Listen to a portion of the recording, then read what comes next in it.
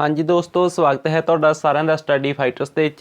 इस क्लास ਦੇ ਵਿੱਚ ਅੱਜ ਅਸੀਂ ਇਵੈਲੂਏਸ਼ਨ यानी कि ਮੁਲਾਂਕਣ ਦਾ टॉपिक पूरा डिटेल ਦੇ ਵਿੱਚ ਜਾਣਾਂਗੇ। इस तो बिना असैसमेंट उस ਦੀਆਂ ਅੱਗੇ टाइप्स ਹੋਣਗੀਆਂ ਤਾਂ मोस्ट इंपोर्टेंट ਹੋਏਗੀ ਅੱਜ ਦੀ ਵੀਡੀਓ ਤੇ ਇਹ ਤੁਹਾਨੂੰ ਹਰੇਕ ਸਬਜੈਕਟ ਦੀ ਪੈਡਾਗੋਜੀ ਦੇ ਵਿੱਚ ਕੰਮ ਆਵੇਗੀ। ਤਾਂ ਕੰਪਲੀਟ ਵੀਡੀਓ ਜ਼ਰੂਰ ਦੇਖਿਓ। ਚਲੋ ਜੀ ਸ਼ੁਰੂ ਕਰਦੇ ਹਾਂ। ਸਭ ਤੋਂ ਪਹਿਲਾਂ ਤਾਂ ਦੇਖੋ ਜੋ ਵੀ ਇਹ ਮੁਲਾਂਕਣ है ਇਹਦਾ मतलब कि ਮੁੱਲ ਦਾ ਅੰਕਣ मतलब कि ਕਿੰਨਾ ਮੁੱਲ ਪਾਇਆ है ना ਬੱਚੇ ने किन्ना ਕੁ ਸਿੱਖਿਆ उस नूं अंकां 'च तय करना है ना। अंकन करना मतलब सिंपल एक इदां गल समझ लो। तो मुलांकन का अर्थ की है भी वो सब चीज़ां भी बच्चे ने बौद्धिक तौर पर किन्ना सिक्ख्या, सरीरक तौर पर वो किन्ना डेवलप होया, इस तो बिना सोशली वो किन्ना डेवलप होया, ये सब चीज़ां दे अंकन नूं असीं मुलांकन आखदे हां। ठीक है। तो मुलांकन की एक बड़ा कंसैप्ट है इन्हां बाकी सब चीज़ां के मुकाबले। ठीक है जी। जेकर देखो तुहानूं लिखिया मिलदा हैगा कि असैसमेंट होया, इस तो बिना मापना यानी कि मेजरमेंट कह सकते हैं, असैसमेंट कह सकते हैं। ठीक है। ये सब चीज़ां इवैल्यूएशन दे विच कवर होंदियां ने। ठीक है जी। तो इस तरीके नाल इहनूं समझिओ ये डायग्राम के थ्रू। तो इसकी मतलब यही एक सीरीज भी इदां ही बन सकती है पैटर्न भी पहला मीजर किया जाएगा। ठीक है।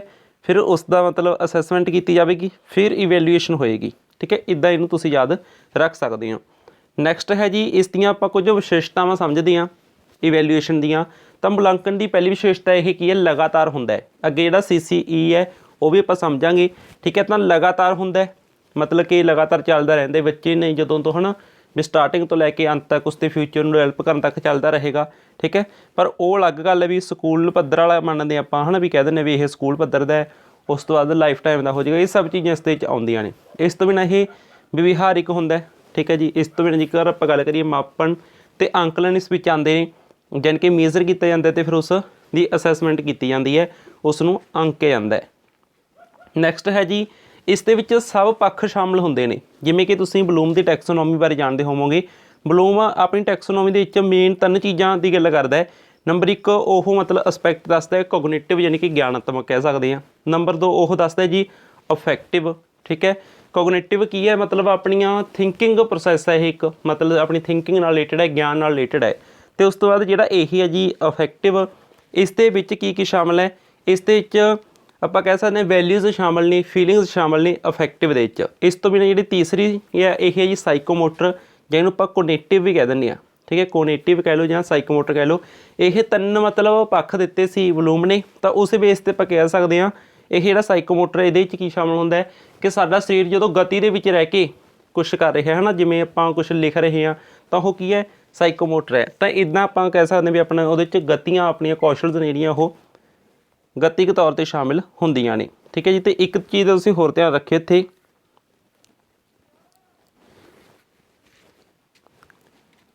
कि जिहड़ा यही है जी अपने कोल यह इवैल्यूएशन है ये सारिਆਂ तो मतलब उपर दी हो गया भी जी असैसमेंट है वो भी एक अलग चीज़ है पर उसनूं भी ਆਪਾਂ ਇਹਦੇ ਵਿੱਚ कवर करांगे। ठीक है। तो ये चीज़ नूं ध्यान दे च रखियो। नैक्सट है जी अंदरूनी ते बाहरी दोनों प्रकार का हो सकता है। ठीक है। दोनों परीक्षा में इस विच शामिल होंदियां ने। इस तो बिना यह गिणात्मक ते गुणात्मक होंदा है मतलब कि क्वांटिटेटिव प्लस क्वालिटेटिव होंदा है। ठीक है। वो अगे दी आपां टाइप्स ने जिहड़ियां वो डिस्कस करांगे। देखो जी सब तो पहलां तां तुसीं एक गल समझो इत्थे जिहड़ा इवैल्यूएशन है इस दी टाइप्स किहड़ियां ने। मेन तौर पर मतलब ये टाइप्स कह लो जिस दे अंडर कवर किए जाने वाले टॉपिक कह लो है ना। तो नंबर 1 होएगा CCE यानी कि लगातार अते समुच्चा मुलांकन। जिहड़ा यही है ना इहदा फुल फॉर्म यही है comprehensive continuous and comprehensive evaluation. Continuous and comprehensive evaluation मतलब कि लगातार चलदा है भी ये नहीं है ये भी तुसीं वेट करोगे भी अगले महीने CCE मतलब मुलांकन किया जाएगा फिर भी 6 महीने बाद किया जाए। नहीं ये हरेक दिन हरेक महीने हरेक हफ्ते हरेक साल मतलब पूरा टाइम चलता ही रहिंदा है। तां ही इसके नाम के देखो कि लिखा है लगातार यानी कि निरंतर कह लो है ना भी निरंतर यही चलता ही रहिंदा इस दे कोई ब्रेकां नहीं लगदियां इहदियां। ठीक है। तो इस तो बिना ये पूरे अकादमिक सैशन दौरान चलता भी जो बच्चा जो पहले दिन क्लास से आ रहा उस दिन तो शुरू होगा पूरा अकादमिक साल ये चलेगा। ठीक है जी।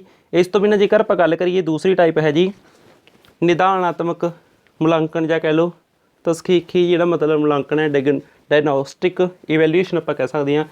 इस दे विच की कीता जांदा है कि समस्यावां नूं दा कारण पता किया जाता है। ठीक है। डायग्नोस करना मीनिंग की है भी कारण लभ्या ना भी समस्या कित्थे है। बच्चा स्लो लर्नर है तो उसकी समस्या कित्थे रह गई। ठीक है। समस्या नूं लभ्या जावेगा ਤੇ ਉਸ ਦਾ ਸਮੱਸਿਆ ਦਾ ਪਤਾ ਲਗਾਉਣਾ ਡਾਇਗਨੋਸਟਿਕ ਹੋ ਗਿਆ। ठीक है, इस दे पता लगाने ਲਈ ਕੀ ਕੀਤਾ ਜਾ ਸਕਦਾ ਹੈ।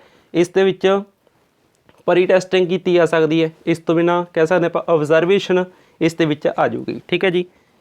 ਇਸ ਤੋਂ ਬਾਅਦ ਜੇਕਰ ਆਪਾਂ ਗੱਲ ਕਰੀਏ ਇੰਪੋਰਟੈਂਟ ਚੀਜ਼ ਆ ਗਈ ਜੀ ਫਾਰਮੇਟਿਵ ਇਵੈਲੂਏਸ਼ਨ, ਯਾਨੀ ਕਿ ਆਪਾਂ ਰਚਨਾਤਮਕ ਮੁਲਾਂਕਣ ਕਹਿ ਸਕਦੇ ਹਾਂ ਇਸ ਨੂੰ। ਠੀਕ ਹੈ, ਤੇ ਜਿਹੜਾ ਆਪਾਂ ਅੱਗੇ ਅਸੈਸਮੈਂਟ ਪੜਾਂਗੇ ਉਹ ਵੀ ਇਸ ਬੇਸ 'ਤੇ ਹੀ ਹੋਏਗਾ। ਠੀਕ ਹੈ, ਫਾਰਮੇਟਿਵ ਅਸੈਸਮੈਂਟ।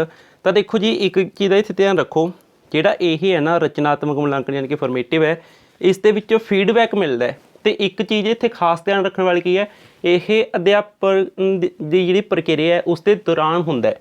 ਮਤਲਬ ਕਿ ਜਿਹੜਾ ਅਧਿਆਪਕ ਜਦੋਂ ਉਹ ਪੜ੍ਹਾ ਰਿਹਾ ਸੀ, ਪੜ੍ਹਾਉਂਦੇ ਦੇਖ ਰਿਹਾ ਬੱਚੇ ਨੂੰ ਕੀ ਸਮੱਸਿਆ ਆਈ। ਠੀਕ ਹੈ, ਉਸ ਦੇ ਦਾ ਜਦੋਂ ਉਸਨੇ ਜਾਂਚਿਆ ਉਸ ਨੂੰ ਅਸੀਂ ਕੀ ਕਹਿਤਾ ਜੀ, ਇਹ ਫਾਰਮੇਟਿਵ ਇਵੈਲੂਏਸ਼ਨ ਹੋ ਗਿਆ। ਠੀਕ ਹੈ, ਤੇ ਇਸ ਦੇ ਵਿੱਚ ਇਹ ਚੀਜ਼ ਦਾ ਧਿਆਨ ਰੱਖਿਓ ਕਿ ਦੁਬਾਰਾ ਮੌਕਾ ਮਿਲਦਾ ਹੈ। ਮੰਨ ਕੇ ਚੱਲੋ ਤੁਸੀਂ ਇੱਦਾਂ ਸਮਝੋ ਜਿਵੇਂ ਬੱਚਿਆਂ ਦੇ ਕੱਚੇ ਪੇਪਰ ਨਹੀਂ ਹੁੰਦੇ, ਉਹ ਨੇ ਇਹ। ਠੀਕ ਹੈ, ਵੀ ਜਦੋਂ ਆਪਾਂ ਉਹਨਾਂ ਦੇ ਮਤਲਬ ਕਹਿ ਸਕਦੇ ਵੀ ਪੇਪਰ ਲੈਣੇ ਆ ਵੀ ਇਹ 2 ਮਹੀਨੇ ਬਾਅਦ ਵੀ ਲਏ ਜਾ ਸਕਦੇ ਨੇ, ਹੈ ਨਾ।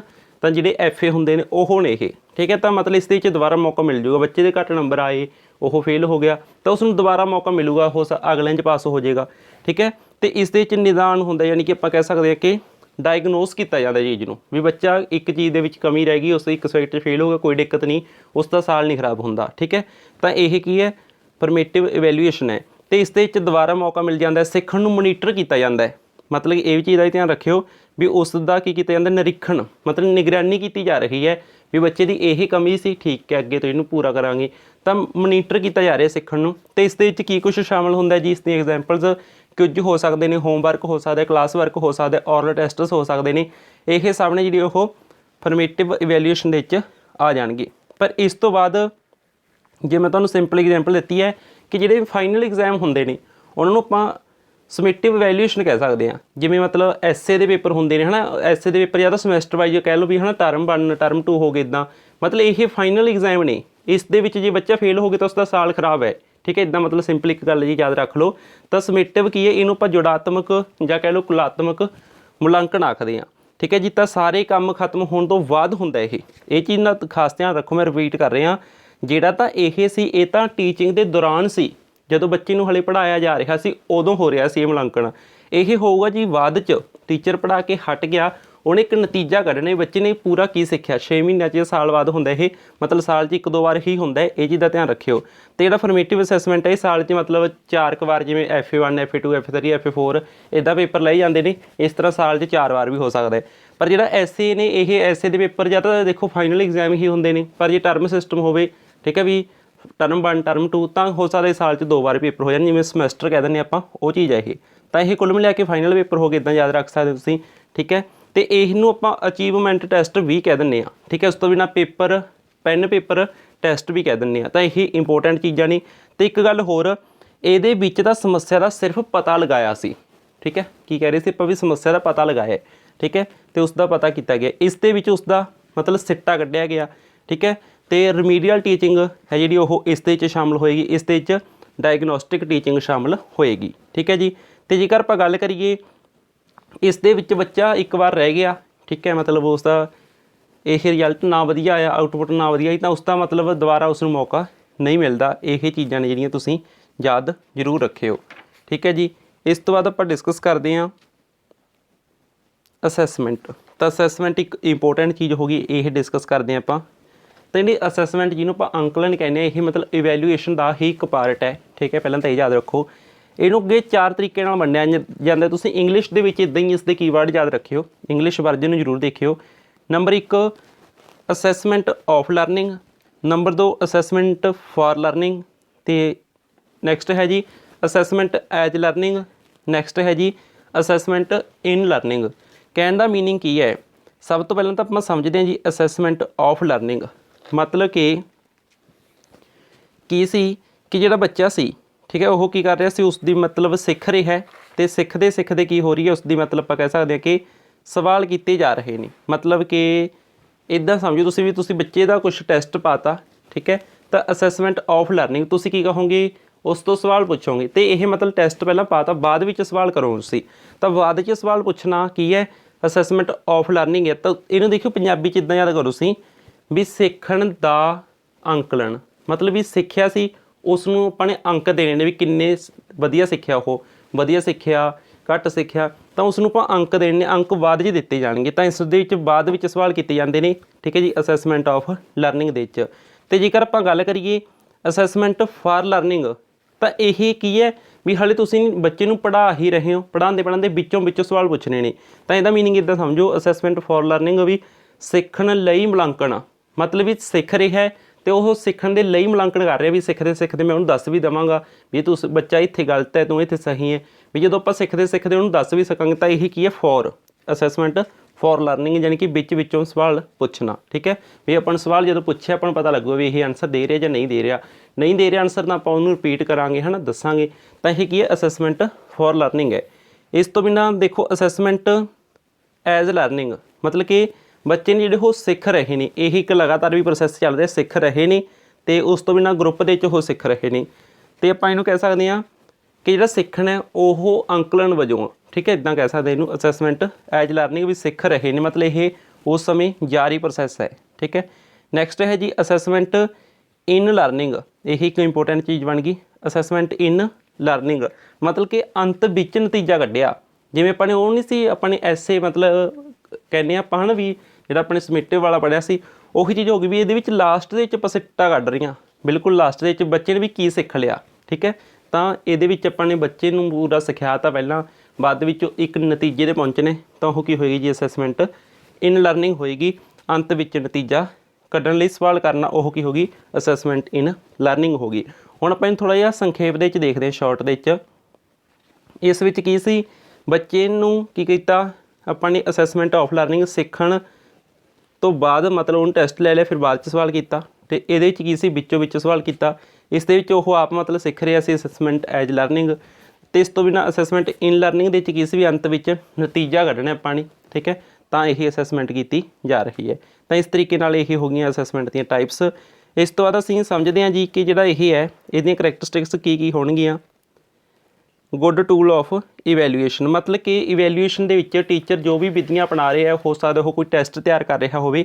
ਆਪਾਂ ਇੱਦਾਂ ਐਗਜ਼ਾਮਪਲ ਲੈ ਕੇ ਚੱਲਾਂਗੇ, ਮੰਨ ਕੇ ਚੱਲੋ ਵੀ ਤੁਸੀਂ ਇਵੈਲੂਏਸ਼ਨ ਕਰਨੀ ਹੈ, ਤੁਸੀਂ ਇਵੈਲੂਏਸ਼ਨ ਦੇ ਲਈ ਇੱਕ ਪੇਪਰ ਤਿਆਰ ਕਰ ਰਹੇ ਹੋ, ਵੀ ਬੱਚੇ ਦਾ ਮੁਲਾਂਕਣ ਕਰਨ ਦੇ ਲਈ ਇੱਕ ਪੇਪਰ ਤਿਆਰ ਕਰ ਰਹੇ ਹੋ। ਇਹ ਜਿਹੜੀ ਵੀ ਚੀਜ਼ ਤੁਸੀਂ ਚੁਣੋਗੇ, ਕੋਈ ਵੀ ਟੂਲ ਸਿਲੈਕਟ ਕਰੋਗੇ, ਠੀਕ ਹੈ, ਇਸ ਦੀਆਂ ਕਰੈਕਟਰਿਸਟਿਕਸ ਕੀ ਹੋਣਗੀਆਂ, ਮਤਲਬ ਕਿ ਇਹ ਸਹੀ ਕਦੋਂ ਮੰਨਿਆ ਜਾਊਗਾ। ਇਹ ਜਿਹੜੀਆਂ ਮੈਂ ਕਰੈਕਟਰਿਸਟਿਕਸ ਇੱਥੇ ਤੁਹਾਨੂੰ ਦੱਸਾਂਗਾ, ਇਹ ਇੱਦਾਂ ਵੀ ਤੁਹਾਨੂੰ ਪੁੱਛਿਆ ਜਾ ਸਕਦਾ ਹੈ ਵੀ ਇੱਕ ਚੰਗੇ ਮੁਲਾਂਕਣ ਦੀਆਂ ਕੀ ਵਿਸ਼ੇਸ਼ਤਾਵਾਂ ਨੇ, ਜਾਂ ਇੱਦਾਂ, ਜਾਂ ਫਿਰ ਵੀ ਇੱਕ ਚੰਗੇ ਟੈਸਟ ਦੀਆਂ ਕੀ ਵਿਸ਼ੇਸ਼ਤਾਵਾਂ ਨੇ। ਮਤਲਬ ਇੱਕ ਤੁਸੀਂ ਪੇਪਰ ਕੰਡਕਟ ਕਰਵਾ ਰਹੇ ਹੋ, ਕੋਈ ਪੇਪਰ ਲੈਣਾ ਤੁਸੀਂ ਨੇ ਕਿਸੇ ਤੋਂ, ਵੀ ਉਹਦੀ ਕੀ ਵਿਸ਼ੇਸ਼ਤਾਵਾਂ ਹੋਣਗੀਆਂ। ਇਹ ਸੇਮ ਚੀਜ਼ ਹੈ, ਤਾਂ ਇਹਨੂੰ ਧਿਆਨ ਦੇ 'ਚ ਰੱਖਿਓ। ਨੰਬਰ 21 ਦੇ 'ਚ ਪੁਆਇੰਟ ਆਏਗਾ ਜੀ ਪ੍ਰਮਾਣਿਕਤਾ, ਯਾਨੀ ਕਿ ਵੈਲਿਡਿਟੀ। ਕਹਿਣ ਦਾ ਭਾਵ ਕੀ ਹੈ, ਵੀ ਜਿਸ ਕੰਮ ਦੇ ਲਈ ਇਹ ਪੇਪਰ ਆਪਾਂ ਨੇ ਤਿਆਰ ਕੀਤਾ ਹੈ, ਠੀਕ ਹੈ, ਬਸ ਆਪਾਂ ਟੈਸਟ ਦੀ ਜਾਂ ਪੇਪਰ ਦੀ ਉਦਾਹਰਨ ਲੈ ਰਹੇ ਹਾਂ, ਵੀ ਜਿਸ ਪਰਪਸ ਦੇ ਲਈ ਤੁਸੀਂ ਨੇ ਤਿਆਰ ਕੀਤਾ, ਵੀ ਉਸ ਤਰ੍ਹਾਂ ਦਾ ਹੈਗਾ, ਵੀ ਉਹ ਪਰਪਸ ਦੀ ਪੂਰਤੀ ਕਰ ਰਹੀ ਹੈ, ਵੀ ਜਿਸ ਲੈਵਲ ਦੇ, ਜਿਸ ਕਲਾਸ ਦੇ ਲਈ ਤਿਆਰ ਕੀਤਾ, ਉਸ ਕਲਾਸ ਦੇ ਲੈਵਲ ਦਾ ਹੈਗਾ। ਇਹ ਚੀਜ਼ ਆਪਾਂ ਨੇ ਦੇਖਣੀ ਹੁੰਦੀ ਹੈ। ਪ੍ਰਮਾਣਿਕਤਾ ਆਖਦੇ ਜਿਹਨੂੰ ਆਪਾਂ ਵੈਲਿਡਿਟੀ ਆਖਦੇ ਹਾਂ, ਠੀਕ ਹੈ। ਇਹ ਨਾ ਹੋਵੇ ਵੀ ਤੁਸੀਂ ਟੈਸਟ ਮਤਲਬ ਤੁਸੀਂ ਮੁਲਾਂਕਣ ਕਰਨਾ, ਇਵੈਲੂਏਸ਼ਨ ਕਰਨੀ ਹੈ ਤੁਸੀਂ ਨੇ 5ਵੀਂ ਦੇ ਬੱਚਿਆਂ ਦੀ, ਤੁਸੀਂ ਉਸ ਦੇ ਵਿੱਚ ਕੁਝ ਅਜਿਹੀਆਂ ਚੀਜ਼ਾਂ ਐਡ ਕਰਤੀਆਂ ਵੀ ਜਿਹੜੀਆਂ ਉਹ 10ਵੀਂ ਦੇ ਬੱਚਿਆਂ ਦੇ ਵੀ ਨਹੀਂ ਸਮਝ 'ਚ ਆਉਂਦੀਆਂ। ਤਾਂ ਇੱਦਾਂ ਦੀ ਆਪਾਂ ਨੂੰ ਕੀ ਕਰਨਾ ਪਊਗਾ, ਉਹਦੀ ਵੈਲੀਡੇਸ਼ਨ ਦੇਖਣੀ ਪਵੇਗੀ, ਮਤਲਬ ਵੈਲਿਡ ਹੋਵੇ, ਉਹ ਪ੍ਰਮਾਣਿਕ ਹੋਵੇ, ਉਸ ਕੰਮ ਨੂੰ ਦੀ ਪੂਰਤੀ ਕਰੇ ਜਿਸ ਕੰਮ ਦੇ ਲਈ ਉਹ ਬਣੇ ਹੈ, ਠੀਕ ਹੈ ਜੀ। ਇਸ ਤੋਂ ਬਿਨਾਂ ਦੂਸਰੀ ਟਾਈਪ ਆਏਗੀ ਜੀ ਆਬਜੈਕਟਿਵ, ਮਤਲਬ ਕਿ ਨਿਰਪੱਖ ਹੋਵੇ। ਕਹਿਣ ਦਾ ਭਾਵ ਕੀ ਹੈ, ਵੀ ਇੱਕ ਹੀ ਉੱਤਰ ਆਵੇ, ਨਿਰਪੱਖ ਹੋਵੇ। ਇਹ ਨਾ ਹੋਵੇ ਵੀ ਜਿਹਨਾਂ ਮੰਨ ਕੇ ਚਲੋ ਇੱਕ ਬੱਚੇ ਨੇ ਕਰਿਆ, ਉਹਨੇ ਆਪਦੇ ਅਕੋਰਡਿੰਗ ਉੱਤਰ ਲਿਖਤਾ, ਦੂਸਰੇ ਬੱਚੇ ਨੇ ਕਰਿਆ, ਉਹਨੇ ਆਪਦੇ ਅਕੋਰਡਿੰਗ ਉੱਤਰ ਲਿਖਤਾ। ਜਿਵੇਂ ਆਪਾਂ ਇੱਕ ਐਗਜ਼ਾਮਪਲ ਲੈ ਸਕਦੇ ਹਾਂ, ਵੀ ਜੇ ਤੁਸੀਂ ਨੇ ਮੰਨ ਕੇ ਚਲੋ ਬੱਚੇ ਨੂੰ ਸਵਾਲ ਪਾਤਾ ਕਿ ਸਫਾਈ ਰੱਖਣ ਦੇ ਕੀ ਤਰੀਕੇ ਹਨ, ਤਾਂ ਦੇਖੋ ਜੇ ਮਤਲਬ 5 ਬੱਚਿਆਂ ਨੂੰ ਤੁਸੀਂ ਨੇ ਟੈਸਟ ਪਾਤਾ, ਤਾਂ ਉਹ ਹੋ ਸਕਦਾ 5 ਦੇ 5 ਅਲੱਗ-ਅਲੱਗ ਉੱਤਰ ਲਿਖਦੇ ਨੇ ਇਹਦਾ, ਠੀਕ ਹੈ। ਤਾਂ ਇਹ ਕੀ ਹੋ ਗਿਆ, ਸਬਜੈਕਟ ਟਾਈਪ ਹੋ ਗਿਆ। ਪਰ ਆਪਾਂ ਇੱਥੇ ਕੀ ਕਰੈਕਟਰਿਸਟਿਕਸ ਦੱਸ ਰਹੇ ਵੀ ਆਬਜੈਕਟ ਟਾਈਪ ਹੋਵੇ। ਕਹਿਣ ਦਾ ਭਾਵ ਤੁਸੀਂ ਬੱਚੇ ਨੂੰ ਕੀ ਕਹੋ, ਕੁਛ ਇੱਦਾਂ ਨਾ ਪਾਓ ਵੀ ਇਸ ਦਾ ਨਾਂ ਦੱਸੋ, ਹੈ ਨਾ, ਵੀ ਜਿਵੇਂ ਆਪਾਂ ਨੇ ਕਹਿਤਾ ਵੀ ਸ਼੍ਰੀ ਗੁਰੂ ਨਾਨਕ ਦੇਵ ਜੀ ਦਾ ਜਨਮ ਕਦੋਂ ਹੋਇਆ, 4 ਆਪਸ਼ਨਾਂ ਪਾਓ ਵੀ 1469 'ਚ, 1460 'ਚ, ਇੱਦਾਂ ਅਲੱਗ-ਅਲੱਗ ਆਪਸ਼ਨਾਂ ਪਾਤੀਆਂ। ਉੱਥੇ ਬੱਚੇ ਚਾਹੇ ਤੁਸੀਂ 5 ਦੀ ਬਜਾਏ 10 ਬੱਚਿਆਂ ਨੂੰ ਉਹ ਟੈਸਟ ਪਾ ਦਿਓ, ਫਿਰ ਵੀ ਉਹ 10 ਦੇ 10 ਕੀ ਕਰਨਗੇ, ਉਸ ਦਾ ਇੱਕ ਆਨਸਰ ਹੀ ਸਿਲੈਕਟ ਕਰਨਗੇ, ਠੀਕ ਹੈ। ਮਤਲਬ ਜਿਹੜਾ ਆਨਸਰ ਸਹੀ ਕਰਨਗੇ ਅਤੇ ਕਿ ਉਹ ਇੱਕ ਹੀ ਸਹੀ ਹੋਏਗਾ ਉਹਨਾਂ 4 ਆਪਸ਼ਨ ਦੇ ਵਿੱਚੋਂ। ਕਹਿਣ ਦਾ ਭਾਵ ਕੁੱਲ ਮਿਲਾ ਕੇ ਮੈਂ ਇਹ ਗੱਲ ਦੱਸਣਾ ਚਾਹ ਰਿਹਾ ਤੁਹਾਨੂੰ ਵੀ ਜਿਹੜੇ ਇਹ ਆਬਜੈਕਟ ਟਾਈਪ ਦੇ ਵਿੱਚ ਕੀ ਆਊਗਾ ਜੀ, MCQ ਆਉਣਗੇ, ਠੀਕ ਹੈ। MCQ ਦਾ ਸਾਰਿਆਂ ਦਾ ਰਾਈਟ ਆਨਸਰ ਇੱਕੋ ਹੋਏਗਾ। ਜੇ ਮੈਂ ਤੁਹਾਨੂੰ ਇੱਕ ਉਹਦੇ ਵਾਲੀ ਉਦਾਹਰਨ ਦਿੱਤੀ ਸੀ ਵੀ ਤੁਸੀਂ ਉਹਨਾਂ ਨੂੰ ਕਹਤਾ ਵੀ ਨਿਬੰਧ ਲਿਖੋ ਤਾਂ ਉਹ ਨਿਬੰਧ ਸਾਰੇ ਲਿਖ ਦੇਣਗੇ ਤੇ ਸਾਰਿਆਂ ਦਾ ਸਹੀ ਹੋਊਗਾ, ਠੀਕ ਹੈ, ਕਿਉਂਕਿ ਉਹ ਆਪਦੀ ਮਨਮਰਜ਼ੀ ਦੇ ਨਾਲ ਲਿਖ ਰਹੇ ਨੇ ਇਹਦੇ ਵਿੱਚ, ਠੀਕ ਹੈ ਜੀ, ਤੇ ਸਾਰੇ ਹੀ ਸਹੀ ਨੇ, ਆਪਾਂ ਕਿਸੇ ਨੂੰ ਗਲਤ ਵੀ ਠਹਿਰਾ ਸਕਦੇ। ਪਰ ਜਿਹੜਾ MCQ ਹੋਊਗਾ ਉਹਦਾ ਇੱਕ ਆਨਸਰ ਸਿਲੈਕਟ ਹੋਊਗਾ, ਸਹੀ ਹੋਊਗਾ, ਤੇ ਉਹ ਜਿਹੜਾ ਸਹੀ ਹੋਊਗਾ ਜੇਕਰ ਉਹ ਟਿਕ ਕੀਤੇ ਕਿਸੇ ਨੇ ਤਾਂ ਉਹਦਾ ਨੰਬਰ ਹੈਗਾ, ਅਦਰਵਾਈਜ਼ ਹੈ ਨਹੀਂ। ਤਾਂ ਆਬਜੈਕਟ ਦਾ ਮੀਨਿੰਗ ਇਹ ਹੁੰਦਾ ਹੈ ਕਿ ਨਿਰਪੱਖਤਾ ਉਹਦੇ ਵਿੱਚ ਵੀ ਇੱਕੋ ਚੀਜ਼ ਸਹੀ ਹੈ, ਇਹ ਉਹਦਾ ਮੀਨਿੰਗ ਹੈ, ਠੀਕ ਹੈ ਜੀ। ਇਸ ਤੋਂ ਬਿਨਾਂ ਇਸ ਦੀ ਤੀਸਰੀ ਕਰੈਕਟਰਿਸਟਿਕ ਹੋ ਗਈ ਜੀ ਭਰੋਸੇਯੋਗਤਾ ਹੋਵੇ, ਇਹਦੇ ਵਿੱਚ ਰਿਲਾਇਬਿਲਿਟੀ ਹੋਵੇ। ਕਹਿਣ ਦਾ ਮਤਲਬ ਕੀ ਹੈ ਵੀ ਤੁਸੀਂ ਜਿਹੜਾ ਟੈਸਟ ਬਣਾਇਆ ਸੀ, ਠੀਕ ਹੈ, ਉਹ ਬੱਚਿਆਂ ਨੇ ਟੈਸਟ ਦੇਤਾ, ਉਸ ਤੋਂ ਬਾਅਦ ਉਸ ਦਾ ਮਤਲਬ ਚੈੱਕ ਕੀਤਾ ਜਾ ਰਿਹਾ ਉਹ ਟੈਸਟ, ਤੇ ਉਹ ਟੈਸਟ ਦੇ ਵਿੱਚ ਮਤਲਬ ਇੱਕ ਟੀਚਰ ਨੇ ਚੈੱਕ ਕਰਤਾ, ਉਹਨੇ ਬੱਚੇ ਨੂੰ ਮੰਨ ਕੇ ਚੱਲੋ 20 ਦੇ ਵਿੱਚੋਂ 15 ਨੰਬਰ ਦੇਤੇ। ਉਸ ਤੋਂ ਬਾਅਦ ਦੂਸਰਾ ਟੀਚਰ ਚੈੱਕ ਕਰੇ, ਇਹ ਨਾ ਹੋਵੇ ਉਹ ਟੀਚਰ ਦੇ ਸੁਭਾਅ 'ਤੇ ਡਿਪੈਂਡ ਕਰਦੀ, ਟੀਚਰ ਕਹਿੰਦੇ ਨਾ 15 ਨਹੀਂ ਬਣਦੇ ਸੀ, ਇਹ ਤਾਂ 17 ਬਣਦੇ ਸੀ, ਇੱਦਾਂ ਨਾ ਹੋਵੇ। ਉਹਦੇ ਵਿੱਚ ਕੀ ਹੋਵੇ ਮਤਲਬ ਰਿਲਾਇਬਿਲਿਟੀ ਦਾ ਮਤਲਬ ਭਰੋਸੇਯੋਗਤਾ ਹੋਵੇ ਵੀ ਜੇਕਰ ਉਹਨੂੰ 5 ਵਾਰ 6 ਵਾਰ 10 ਵਾਰ ਵੀ ਦੁਬਾਰੇ ਚੈੱਕ ਕਰ ਲਈਏ, ਉਹਦੇ ਵਿੱਚ ਓਨਾ ਹੀ ਮਤਲਬ ਰਿਜ਼ਲਟ ਉੱਦਾਂ ਦਾ ਹੀ ਆਵੇ ਉਹਦਾ, ਠੀਕ ਹੈ। ਤਾਂ ਇਹਦੇ 'ਚ ਸਥਿਰਤਾ ਹੋਣੀ ਚਾਹੀਦੀ ਹੈ, ਭਰੋਸੇਯੋਗਤਾ ਹੋਣੀ ਚਾਹੀਦੀ ਹੈ ਵੀ ਜਿਹੜੀ ਇੱਕ ਚੀਜ਼ ਹੈਗੀ ਉਹ ਸਹੀ ਹੈ ਤਾਂ ਉਹ ਸਹੀ ਹੈ। ਭਰੋਸੇਯੋਗਤਾ ਇਹਦੇ 'ਚ ਚੀਜ਼ ਸਥਿਰ ਹੋਵੇ, ਮਤਲਬ ਬਾਰ-ਬਾਰ ਚੈੱਕ ਕਰਨ 'ਤੇ ਵੀ ਉਸ ਦਾ ਰਿਜ਼ਲਟ ਇੱਕੋ ਜਿਹਾ ਆਵੇ, ਠੀਕ ਹੈ। ਤਾਂ ਇਹ ਹੁੰਦੀ ਹੈ ਜੀ ਰਿਲਾਇਬਿਲਿਟੀ। ਨੈਕਸਟ ਹੈ ਜੀ ਵਿਵਹਾਰਿਕਤਾ, ਯਾਨੀ ਕਿ ਯੂਜ਼ੇਬਿਲਿਟੀ। ਕਹਿਣ ਦਾ ਭਾਵ ਵੀ ਜਿਹੜਾ ਟੈਸਟ ਤੁਸੀਂ ਤਿਆਰ ਕਰ ਰਹੇ ਹੋ ਇਵੈਲੂਏਸ਼ਨ ਦੇ ਲਈ, ਉਹ ਕੀ ਹੋਵੇ, ਸੌਖਾ ਹੋਵੇ, ਠੀਕ ਹੈ, ਅਤੇ ਸਮੇਂ ਦੀ ਸਹੀ ਉਹਦੇ 'ਚ ਵਰਤੋਂ ਹੋਈ ਹੋਵੇ। ਇਹ ਨਾ ਹੋਵੇ ਤੁਸੀਂ ਨੇ ਇਸ ਤਰ੍ਹਾਂ ਦਾ ਇਵੈਲੂਏਸ਼ਨ ਕਰਨ ਨੂੰ ਕਹਿਤਾ ਵੀ ਉਹ 24 ਘੰਟੇ 'ਚ ਪੂਰਾ ਹੋਊਗਾ, ਠੀਕ ਹੈ, ਉਹ ਨਾ ਹੋਵੇ। ਅਤੇ ਇਸ ਤੋਂ ਬਿਨਾਂ ਉਪਲਬਧੀ ਸਹੀ ਹੋਵੇ, ਠੀਕ ਹੈ, ਦਿਲਚਸਪੀ ਹੋਵੇ, ਸਕੋਰ ਸਹੀ ਆਵੇ ਉਹਦਾ। ਤਾਂ ਇਹ ਕੁਝ ਨੇ ਵਿਵਹਾਰਿਕ ਚੀਜ਼ਾਂ। ਤਾਂ ਇਸ ਤਰੀਕੇ ਨਾਲ ਇਹ ਕੀ ਹੈ ਜੀ ਕਰੈਕਟਰਿਸਟਿਕਸ ਨੇ ਗੁੱਡ ਟੂਲ ਆਫ ਇਵੈਲੂਏਸ਼ਨ ਦੀਆਂ। ਇਸ ਤੋਂ ਬਾਅਦ ਅਸੀਂ ਡਿਸਕਸ ਕਰਦੇ ਹਾਂ ਜੀ ਕਿ ਜਿਹੜਾ ਇਵੈਲੂਏਸ਼ਨ ਯਾਨੀ ਕਿ ਟੈਕਨੀਕਸ ਨੇ, ਯੁਕਤਾਂ ਨੇ, ਉਹ ਕਿਸ ਕਿਸ ਤਰ੍ਹਾਂ ਦੀਆਂ ਹੋ ਸਕਦੀਆਂ ਨੇ ਇਵੈਲੂਏਸ਼ਨ ਦੀਆਂ ਟੈਕਨੀਕਸ, ਠੀਕ ਹੈ ਜੀ। ਤਾਂ ਇਹਨਾਂ ਨੂੰ ਆਪਾਂ ਪਹਿਲਾਂ ਤਾਂ ਮੇਨ ਤੌਰ 'ਤੇ 2 ਭਾਗਾਂ ਦੇ ਵਿੱਚ ਵੰਡਾਂਗੇ। ਨੰਬਰ 1 ਆਪਾਂ ਗੱਲ ਕਰਾਂਗੇ ਮਾਤਰਾਤਮਕ ਤਕਨੀਕ ਯਾਨੀ ਕਿ ਕੁਆਂਟੀਟੇਟਿਵ ਟੈਕਨੀਕਸ, ਅਤੇ ਉਸ ਤੋਂ ਬਾਅਦ ਦੂਸਰੇ ਨੰਬਰ 'ਤੇ ਆਪਾਂ ਗੱਲ ਕਰਾਂਗੇ ਗੁਣਾਤਮਕ ਤਕਨੀਕ ਯਾਨੀ ਕਿ ਕੁਆਲਿਟੀਟੇਟਿਵ ਟੈਕਨੀਕ ਦੀ ਗੱਲ ਕਰਾਂਗੇ। ਤਾਂ ਇਸ ਦੇ ਵਿੱਚ ਕੀ ਹੋਊਗਾ, ਦੇਖੋ ਜੀ, ਜਿਹੜਾ ਇਹ ਹੈ ਮਾਤਰਾਤਮਕ ਹੈ, ਇਹਦੀਆਂ ਅੱਗੇ 2 ਕਿਸਮਾਂ ਨੇ। ਇੱਕ ਤਾਂ ਹੋ ਗਿਆ ਮੌਖਿਕ ਯਾਨੀ ਕਿ ਆਪਾਂ ਔਰਲ ਟੈਸਟ ਕਹਿ ਲਓ, ਹੈ ਨਾ, ਅਤੇ ਇਸ ਤੋਂ ਬਿਨਾਂ ਇੱਕ ਹੋ ਗਿਆ ਲਿਖਤੀ ਯਾਨੀ ਕਿ ਰਿਟਨ ਟੈਸਟ ਕਹਿ ਲਓ। ਤਾਂ ਇਸ ਤਰੀਕੇ ਨਾਲ ਇਹ 2 ਭਾਗਾਂ ਦੇ ਵਿੱਚ ਅੱਗੇ ਵੰਡੇ ਗਏ, ਠੀਕ ਹੈ ਜੀ। ਮੌਖਿਕ ਦੇ ਵਿੱਚ ਤਾਂ ਕੀ ਆਊਗਾ, ਦੇਖੋ ਸਿੰਪਲ ਜੀ ਗੱਲ ਹੋ ਗਈ। ਮੌਖਿਕ ਦੇ ਵਿੱਚ ਕੀ ਆਊਗਾ, ਇਹ ਇੱਕ ਵਿਅਕਤੀਗਤ ਹੈ, ਮਤਲਬ ਇਕੱਲੇ ਤੋਂ, ਜਿਵੇਂ ਬੱਚਿਆਂ ਤੋਂ ਮਤਲਬ ਟੀਚਰ ਕੀ ਕਰ ਰਿਹਾ, ਪ੍ਰਸ਼ਨ ਸੁਣ ਰਿਹਾ ਹੈ, ਤਾਂ ਉਹ ਇਕੱਲੇ ਤੋਂ ਸੁਣ ਸਕਦਾ, ਇਕੱਲੇ ਨੂੰ ਖੜਾ ਕਰਕੇ ਵੀ ਹਾਂ ਤੂੰ ਦੱਸ ਇੱਦਾਂ, ਠੀਕ ਹੈ। ਤਾਂ ਇਹ ਕੀ ਹੈ ਜੀ, ਵਿਅਕਤੀਗਤ ਹੈ। ਇਸ ਤੋਂ ਬਿਨਾਂ ਕੀ ਹੈ, ਇਸ ਦੇ ਵਿੱਚ ਜੇਕਰ ਵੀ ਉਹ ਓਵਰਆਲ ਆਪਾਂ ਕਹਿ ਸਕਦੇ ਹਾਂ ਵੀ ਸਿਰਫ ਸੁਣੇ ਰਿਹਾ ਤਾਂ ਉਹਦੇ ਵਿੱਚ ਸਮਾਂ ਇੱਦਾਂ ਬਚ ਸਕਦਾ ਹੈ ਵੀ ਜੇਕਰ ਉਹ ਸਾਰਿਆਂ ਤੋਂ ਬਸ ਥੋੜ੍ਹੇ ਜਿਹੇ ਕੁਐਸਚਨ ਸੁਣੇ ਅਤੇ ਉਹ ਸਾਰਿਆਂ ਦੀ ਪਰਖ ਲਈ ਉਹਨੇ ਨੌਲੇਜ। ਪਰ ਜਿਹੜਾ ਰਿਟਨ ਹੋਊਗਾ, ਹੋ ਸਕਦਾ ਟੀਚਰ ਪਹਿਲਾਂ ਉਹਨਾਂ ਨੂੰ ਕੁਐਸਚਨ ਲਿਖਾਏਗਾ, ਫਿਰ ਬੱਚੇ ਉਸ ਦਾ ਆਨਸਰ ਲਿਖਣਗੇ, ਫਿਰ ਉਹ ਚੈੱਕ ਕਰੇਗਾ। ਤਾਂ ਇਸ ਚੀਜ਼ ਦੇ ਵਿੱਚ ਟਾਈਮ ਲੱਗਦਾ। ਮੌਖਿਕ ਦੇ ਵਿੱਚ ਟਾਈਮ ਘੱਟ ਲੱਗਦਾ, ਲਿਖਤੀ ਦੇ ਵਿੱਚ ਜ਼ਿਆਦਾ ਲੱਗਦਾ। ਇਹ ਕੁਝ ਚੀਜ਼ਾਂ ਨੇ ਅਲੱਗ-ਅਲੱਗ ਯਾਦ ਰੱਖਿਓ। ਲਿਖਤੀ ਦੇ ਵਿੱਚ ਕੀ ਸ਼ਾਮਲ ਹੋ ਸਕਦਾ ਜੀ, ਨਿਬੰਧਾਤਮਕ ਪ੍ਰਸ਼ਨ ਯਾਨੀ ਕਿ ਜਿਵੇਂ ਕਹਿਤਾ ਕਿ ਸਫਾਈ ਕਰਨ ਲਈ ਤੁਸੀਂ ਕੀ ਚੀਜ਼ਾਂ ਵਰਤੋਂਗੇ, ਹੈ ਨਾ, ਵੀ ਉਸ 'ਤੇ ਇੱਕ ਨਿਬੰਧ ਲਿਖੋ, ਹੈ ਨਾ, ਲੇਖ ਲਿਖੋ, ਜਾਂ ਕਹਿਤਾ ਵੀ ਗੁਰੂ ਨਾਨਕ ਦੇਵ ਜੀ ਦਾ ਨਿਬੰਧ ਲਿਖੋ, ਨਿਬੰਧ ਆ ਗਿਆ ਇਹਦੇ 'ਚ। ਉਸ ਤੋਂ ਬਿਨਾਂ ਜਿਵੇਂ ਆਪਾਂ ਇੱਕ ਐਗਜ਼ਾਮਪਲ ਲੈ ਲੈਂਦੇ ਹਾਂ, ਜਿਵੇਂ SST ਦੇ ਵਿੱਚ ਟੀਚਰ ਕੀ ਕਹਿ ਸਕਦਾ ਵੀ ਤੁਸੀਂ ਕੀ ਲਿਖੋ, ਮਹਾਰਾਜਾ ਰਣਜੀਤ ਸਿੰਘ ਦੀਆਂ ਜਿੱਤਾਂ ਬਾਰੇ ਵਿਸਥਾਰਪੂਰਵਕ ਲਿਖੋ, ਤਾਂ ਉਹ ਪੂਰਾ ਇੱਕ ਨਿਬੰਧ ਟਾਈਪ ਹੋ ਗਿਆ, ਠੀਕ ਹੈ ਜੀ। ਇਸ ਤੋਂ ਬਿਨਾਂ ਛੋਟੇ ਉੱਤਰਾਂ ਵਾਲੇ ਪ੍ਰਸ਼ਨ ਵੀ ਇਸ 'ਤੇ ਆਉਣਗੇ, ਮਤਲਬ ਕਿ ਆਪਾਂ ਕਹਿ ਸਕਦੇ ਹਾਂ ਵੀ ਇਹ ਕਹਿਤਾ ਵੀ 5 ਪੁਆਇੰਟ ਲਿਖੋ, ਹੈ ਨਾ, ਵੀ ਇਸ ਚੀਜ਼ ਬਾਰੇ 5 ਪੁਆਇੰਟ ਲਿਖੋ, ਵੀ ਗੁਰੂ ਨਾਨਕ ਦੇਵ ਜੀ ਦੀਆਂ 5 ਸਿੱਖਿਆਵਾਂ ਲਿਖੋ। ਤਾਂ ਇਹਦੇ ਵਿੱਚ ਇੱਦਾਂ ਦੇ ਆਉਣਗੇ। ਅਤੇ ਇਸ ਤੋਂ ਬਾਅਦ ਆਉਂਦਾ ਜੀ ਵਸਤੂਵਾਚਕ ਪ੍ਰਸ਼ਨ, ਜਿਹਨੂੰ ਆਪਾਂ ਓਬਜੈਕਟ ਟਾਈਪ ਕੁਐਸਚਨ ਆਖਦੇ ਹਾਂ। ਵਸਤੂਨਿਸ਼ਟ ਪ੍ਰਸ਼ਨ ਵੀ ਇਹਨਾਂ ਨੂੰ ਆਖ ਦਿੰਦੇ ਹਾਂ। ਇਹ ਉਹੀ ਹੋ ਗਏ ਜੀ ਓਬਜੈਕਟ ਟਾਈਪ। ਮੀਨਿੰਗ ਕੀ ਹੋ ਗਿਆ, ਇਹਨਾਂ ਦੇ ਵਿੱਚ ਕੀ ਕੁਛ ਆਊਗਾ, MCQ ਆ ਜਾਣਗੇ, ਠੀਕ ਹੈ ਜੀ। ਵਸਤੂਨਿਸ਼ਟ ਦੀ ਗੱਲ ਕਰ ਰਿਹਾ ਮੈਂ, ਇਹਦੇ 'ਚ MCQ ਆ ਜਾਣਗੇ, ਟਰੂ ਫਾਲਸ ਆ ਜਾਣਗੇ, ਮੈਚਿੰਗ ਆ ਜਾਊਗੀ, ਠੀਕ ਹੈ। ਇਹ ਸਭ ਚੀਜ਼ਾਂ ਨੇ ਜਿਹੜੀਆਂ ਇਹ ਕੀ ਹੋਣਗੀਆਂ, ਵਸਤੂਨਿਸ਼ਟ ਪ੍ਰਸ਼ਨ ਦੇ ਵਿੱਚ ਸ਼ਾਮਿਲ ਹੋਣਗੀਆਂ। ਹੁਣ ਤੁਸੀਂ ਦੇਖੋ, ਜਿਵੇਂ ਤੁਹਾਨੂੰ ਉਦਾਹਰਨ ਦਿੰਦਾ ਵੀ ਇੱਕ ਪ੍ਰਸ਼ਨ ਪਾਤਾ, ਹੈ ਨਾ, ਉਸ ਦੇ ਦਾ ਆਨਸਰ ਜਾਂ ਤਾਂ ਵਿਦਿਆਰਥੀ ਸਹੀ 'ਚ ਦਊਗਾ ਜਾਂ ਗਲਤ 'ਚ ਦਊਗਾ। ਉਹਦੇ ਬਸ 2 ਹੀ ਵਿਕਲਪ ਨੇ ਉਹਦੇ ਕੋਲ, ਠੀਕ ਹੈ। ਤਾਂ ਉਹ ਕੀ ਹੋ ਗਈ, ਵਸਤੂ ਕੀ ਮਤਲਬ ਉਹ ਕਿਉਂ ਠੋਸ ਚੀਜ਼ ਹੋ ਗਈ ਇੱਕ, ਠੀਕ ਹੈ। ਇਹ ਨਹੀਂ ਹੈਗਾ ਵੀ ਉੱਥੇ ਵਿਦਿਆਰਥੀ ਆਪਦੇ ਹੀ ਵਿਚਾਰ ਲਿਖਣ ਲੱਗ ਜੂਗਾ, ਮੈਂ ਇਹ ਹੱਥ ਨਾਲ ਸਹਿਮਤ ਨਹੀਂ ਹਾਂ ਇੱਦਾਂ, ਫਿਰ ਉਹ ਤਾਂ ਨਿਬੰਧ ਟਾਈਪ ਬਣ ਗਿਆ, ਠੀਕ ਹੈ ਜੀ। ਇਸ ਤੋਂ ਬਾਅਦ ਜਿਹੜੀ ਦੂਸਰੀ ਇਹਦੀ ਟਾਈਪ ਸੀ, ਇਹ ਸੀ ਜੀ ਕੁਆਲਿਟੀਟੇਟਿਵ ਟੈਕਨੀਕ ਯਾਨੀ ਕਿ ਗੁਣਾਤਮਕ ਤਕਨੀਕ। ਇਹਦੇ ਵਿੱਚ ਕੀ ਕੁਝ ਸ਼ਾਮਲ ਹੈ ਜੀ। ਨੰਬਰ 1 ਇੰਟਰਵਿਊ ਕੀ ਹੈ, ਸਿੰਪਲ ਇੱਕ ਪ੍ਰੋਸੈਸ ਹੈ ਜਿਸ ਦੇ ਵਿੱਚ ਆਮੋ ਸਾਹਮਣੇ ਬੈਠ ਕੇ ਪ੍ਰਸ਼ਨ ਉੱਤਰ ਕੀਤੇ ਜਾਂਦੇ ਨੇ, ਠੀਕ ਹੈ ਜੀ। ਇੰਟਰਵਿਊ ਹੋ ਗਿਆ। ਨੈਕਸਟ ਹੋ ਗਿਆ ਜੀ प्रेखण यानी कि ऑब्जरवेशन ਇਹਦੇ ਵਿੱਚ ਕੀ ਕੀਤਾ ਜਾਂਦਾ ਜੀ ऑब्जरवेशन ਦੇ ਵਿੱਚ ਕਿ ਸਮੱਸਿਆਵਾਂ ਦੇਖੀਆਂ ਜਾਂਦੀਆਂ ਨੇ ਠੀਕ ਹੈ ਵੀ ਕੀ ਸਮੱਸਿਆ ਉਸ ਦਾ ਮਤਲਬ ਕੀ ਕੀਤਾ ਜਾਂਦਾ ਉਸ ਦਾ ਪ੍ਰੇਖਣ ਕੀਤਾ ਜਾਂਦਾ ਨਿਰੀਖਣ ਕੀਤਾ ਜਾਂਦਾ ਠੀਕ ਹੈ ਇਹ ਕਹਿ ਸਕਦੇ ਆਪਾਂ।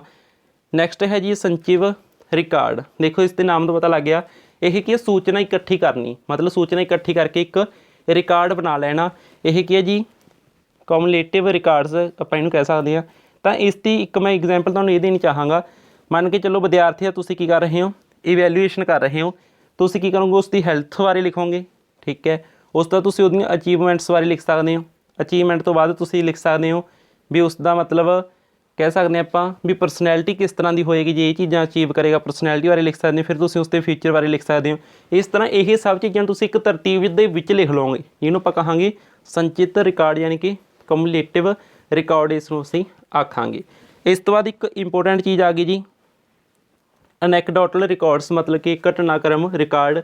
ਇਹਦੇ ਵਿੱਚ ਸਾਰੀਆਂ ਘਟਨਾਵਾਂ ਨੂੰ ਰਿਕਾਰਡ ਮਤਲਬ ਇੱਕ ਰਿਕਾਰਡ ਬਣਾ ਕੇ ਰੱਖਿਆ ਜਾਂਦਾ ਹੈ ਵੀ ਵਿਦਿਆਰਥੀ ਜਦੋਂ ਇਹ ਕਲਾਸ 'ਚ ਪੜ੍ਹਦਾ ਸੀ ਤਾਂ ਇਹ ਜਿਹਾ ਸੀ ਫਿਰ ਇਹ ਕਲਾਸ 'ਚ ਪੜ੍ਹਿਆ ਇਹ ਜਿਹਾ ਬਣ ਗਿਆ ਮਤਲਬ ਇਹ ਜਿਵੇਂ ਕਾਰਡ ਨਹੀਂ ਹੁੰਦੇ ਸੀ ਪ੍ਰਗਤੀ ਕਾਰਡ ਉਹ ਚੀਜ਼ ਜਿਵੇਂ ਉਹ ਸਾਰੀਆਂ ਘਟਨਾਵਾਂ ਨੂੰ ਲਿਖਿਆ ਜਾਂਦਾ ਠੀਕ ਹੈ। ਅਤੇ ਇਸ ਦੇ ਵਿੱਚ ਮਤਲਬ ਸਾਰੀਆਂ ਘਟਨਾਵਾਂ ਵੀ ਹੋ ਸਕਦਾ ਵਿਦਿਆਰਥੀ ਦਾ ਕੋਈ ਸੁਭਾਅ ਇੱਥੇ ਗਲਤ ਸੀ ਹੈ ਨਾ ਇੱਥੇ ਜਾ ਕੇ ਸਹੀ ਹੋ ਗਿਆ ਤਾਂ ਇਹ ਸਭ ਚੀਜ਼ਾਂ ਜਿਹੜੀਆਂ ਫਿਊਚਰ ਦੀ ਪਲੈਨਿੰਗ ਵਜੋਂ ਇਸ ਵਿੱਚ ਰੱਖੀਆਂ ਜਾਂਦੀਆਂ ਨੇ ਇਹ ਇੱਕ ਤਰ੍ਹਾਂ ਦਾ ਰਿਕਾਰਡ ਹੈ ਜੋ ਵਿਦਿਆਰਥੀਆਂ ਦਾ ਰੱਖਿਆ ਜਾਂਦਾ ਹੈ।